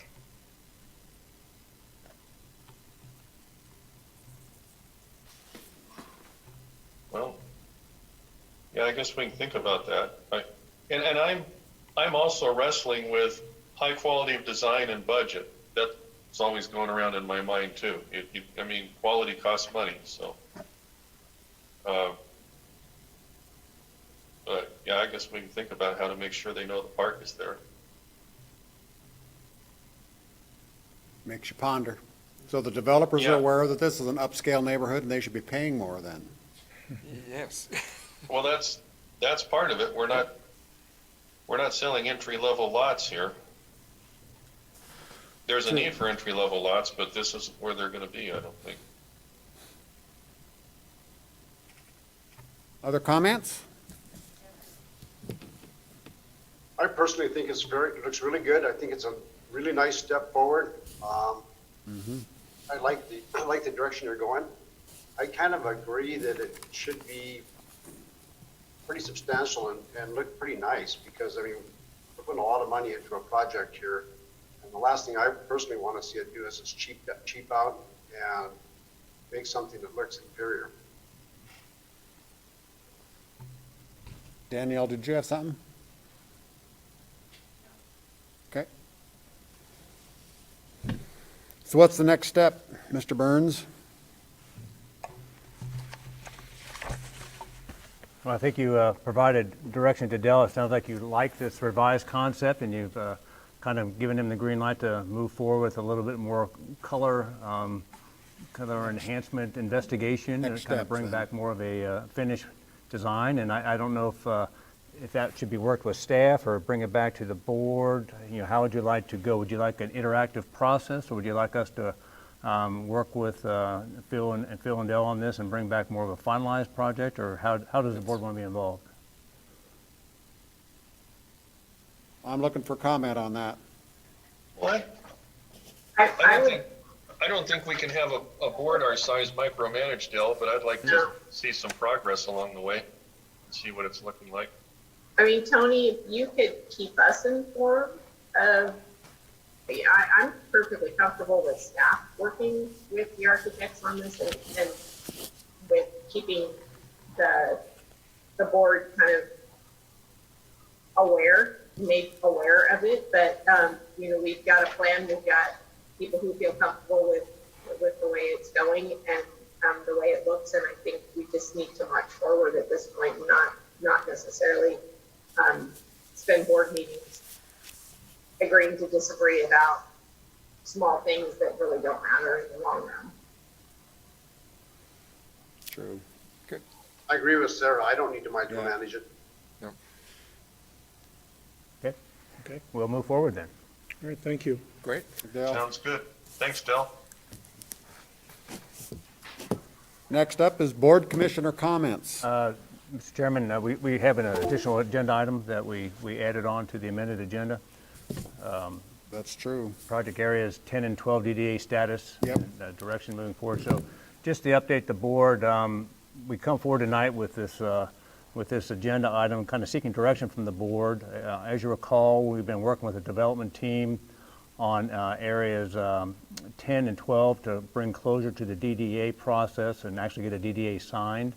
We've been struggling for the past few weeks to kind of get to that point, and the current date for DDA execution is this Friday, December 18th. We had a visit with the development team today where they shared with us that they're having challenges making the project basically, for lack of a better term, pencil, given quite a few different variables, and they're seeking basically an overture to the board if the board would consider a price reduction in the land of about $500,000 off of their offer price. We have joining us, we have Matt Anderson and Ben Wharton from Heartland that can kind of chime in on this conversation, but we are looking for a board discussion and direction about how to proceed here given this kind of change in events. And Matt and Ben, if you'd like to add anything with this conversation at this time. I think that tees it up pretty well. I just maybe a little bit of context for everybody. We do a lot of development land transactions, and I'd say that probably more often than not, there is a last minute retrade, for lack of a better description, when a developer's coming up on conclusion of feasibility and visiting their pro forma. So this is not an uncommon circumstance, but it is coming clearly at the last minute in this case, and could have been addressed sooner had the developer raised it. And in our view, it's a really big ask and very late in the process. And it's not something that we're necessarily would endorse, but clearly that's a board discussion and decision at the end of the day. Happy to answer any questions. So what are our options? Either we agree with them and reduce the price by $500,000, or... Well, I think the options for the board, and I'd appreciate Danielle and Ben and Matt weighing in on this also, but I think you can decide to continue negotiations with them and entertain a reduction in land price or other ways to make up their delta on their project cost of a $500,000 range. Or you could just say basically that we want to stick with your purchase price that you provided through the RFP process, and we would like to see closure of the DDA as we've been working towards on this Friday. And if they choose not to perform, then you could consider, the idea of placing these areas in a new RFP to be let in the first quarter of 2021. There's different variations from that, but I think the board has latitude here to kind of see where you want to go. As Matt said, this is kind of late in the game here, and they're asking for a substantial price concession from the agency for several different reasons, and the board has a choice. Matt or Ben, what kinds of adjustments could make up that delta through the project? I mean, that's a huge sum of money to try and nickel and dime through project adjustments. Can you give an example of what those would be and how we would even quantify them? Ben, you've had a lot of conversations with them on this. You want to take that one? Yeah, I guess I would just point out that the land in this case is less than 10% of the total project budget. So 90% remains. And if you're going to value engineer a project of this size, better to do it down the line. I don't know that they need to exact that chunk out of the land from at this stage, but it can be anything between hard costs, certainly, through redesigning. And that's certainly something that they have flexibility to do, even after they sign the DDA. So that's another important point. And certainly like soft costs, architects and engineering, and then fees and profit. So we think we ran a competitive process, and they made a very competitive offer, that we feel is very reasonable, and it's also a very comfortable number. Again, less than 10% of total project costs. So we think they have the flexibility to value engineer later. And I should also emphasize that the construction numbers they have right now are still preliminary. This is not a guaranteed maximum price contract. They're still months away from that. So, I think one of the issues they brought up was that lumber prices have increased by 80%. And that's, we've heard that from other developers too. But if lumber prices come down again, does Ignite get that money back? I don't think so. So that's an important consideration. I think all those areas are ways that you can value engineer down the line. But they're all on their end. That's right. Next. I think this is just part of the cost of doing business, and especially in this type of a market. One concern I had in the email chain that they had mentioned also that they will need more flexibility in our project's designs to meet the 20% suggested savings. So are you anticipating that they are deviating from the current design standards based on that statement that they had in there? Yeah, it's a good observation. We zeroed in on that too, and we just got that this afternoon as well. They haven't provided any details as to what they mean by that. So one would expect then that so the scenario would play out if we reject this change, but they still go forward with the DDA, that they may come during that DDA process and the design review process, they may come with more substantial changes than they might have otherwise made. But we don't really know that. It's pretty speculative at this point. So I wouldn't want to guess too much as to what that would be or how unacceptable or acceptable it might be either. Well, and this is Danielle. The agency would have the ability to approve or decline changes to the design that rose to a significant level per the terms of the DDA.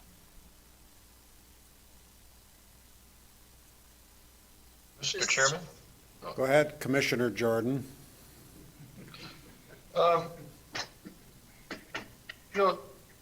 Back in, when I think back in my memory around, 2010, back in there, I dealt with a lot of developers having to make design changes and hustle to try and make something pencil and make anything work. But this is 2020. I'm an old realtor that's been at this 40 years, and I don't think I've ever seen this hot of a real estate market in Coeur d'Alene. I've seen a lot of good markets. I don't think I've seen one this hot. And I don't know how long it'll stay like this, but it looks like it's going to stay like this for a while. The market's up substantially since they won the bid on the property. So I don't blame them at all for trying to better their position and take a shot at us. I'm used to seeing that happen in the real estate business. But I don't have any inclination to go and lower the price.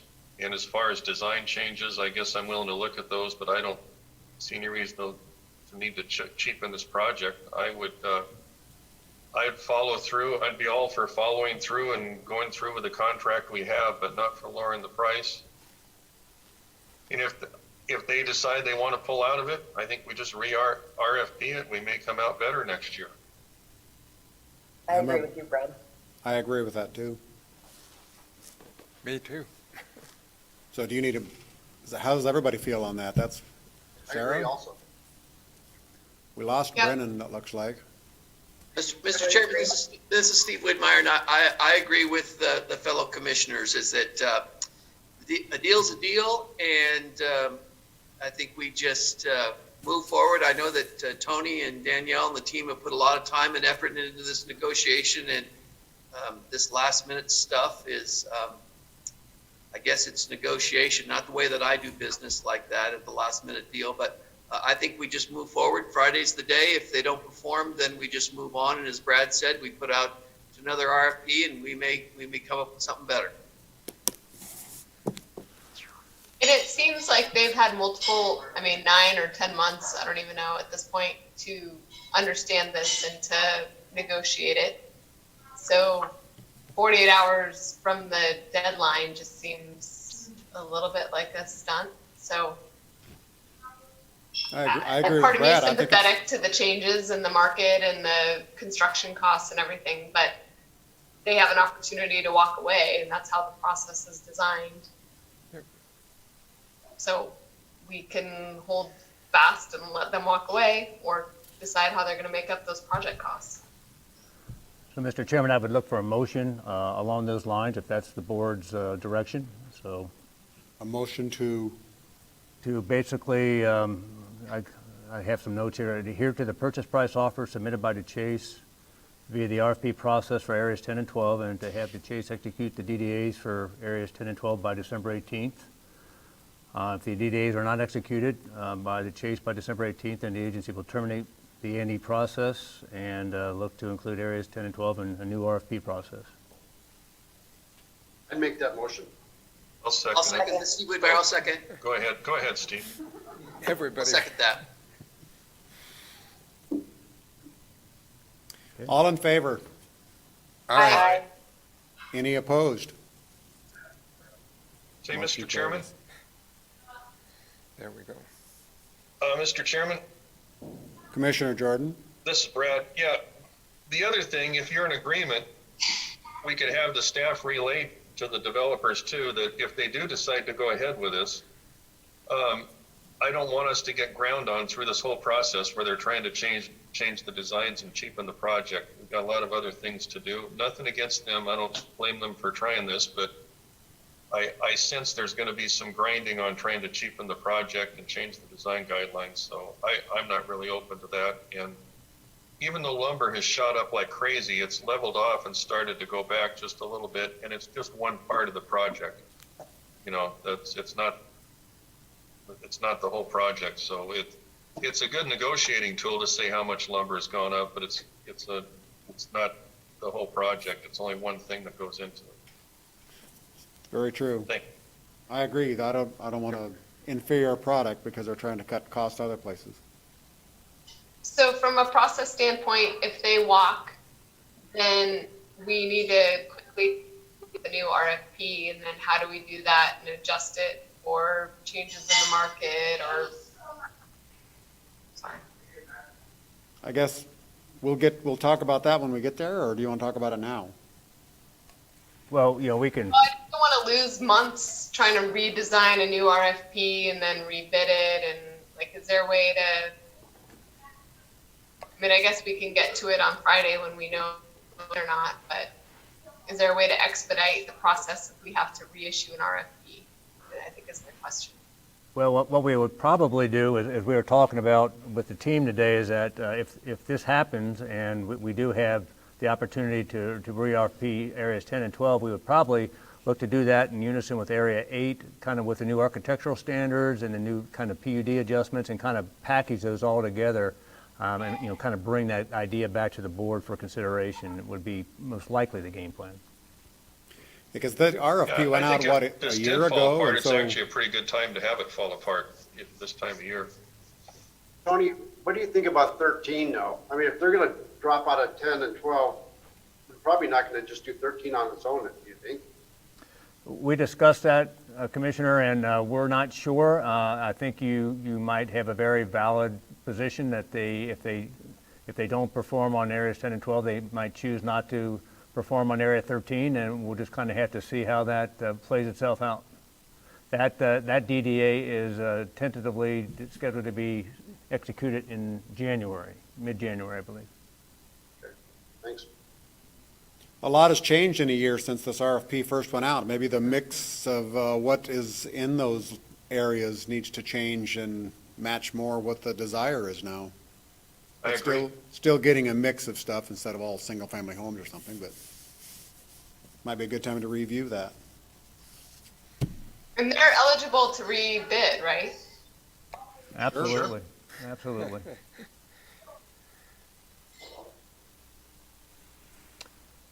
That's all I have, Mr. Chairman. Matt and Ben, thanks. Thank you, guys. Appreciate the time. Great. Thanks, Thank everyone. you. Bye-bye. Board Commissioner comments is the next topic on the agenda. Hey, this is Brad. I have a quick one if it's okay, Mr. Chairman. I don't know where else to put this, so I'll just throw this out for everybody just to think about. But when Phil was talking about, the people complaining about how far away they had to park to go to the dog park, approximately 700 feet. you know, I can see what they're saying. You put that in perspective. You know, a city block is around 300 feet. So imagine you're going downtown to the Iron Horse or something for dinner, and you have to park 2 blocks away. So, you know, we all kind of know how that feels. That feels like quite a ways away. So I think we should just maybe keep that in the back of our minds and consider, you know, some parking on that extra piece of land. You know, we've been trying to think about which direction to go with it, to sell it, put parking in, or whatever. So I'll just throw that out there to think about. Good comment. Anybody else? I'll entertain a motion to adjourn then. I move we adjourn. Sarah, second. All in favor? Aye. Aye. We're adjourned. Thanks, everybody. Merry Christmas. Thank you. Merry Yeah. Christmas, everybody. Happy holidays, everybody. Jeff, that's a wrap.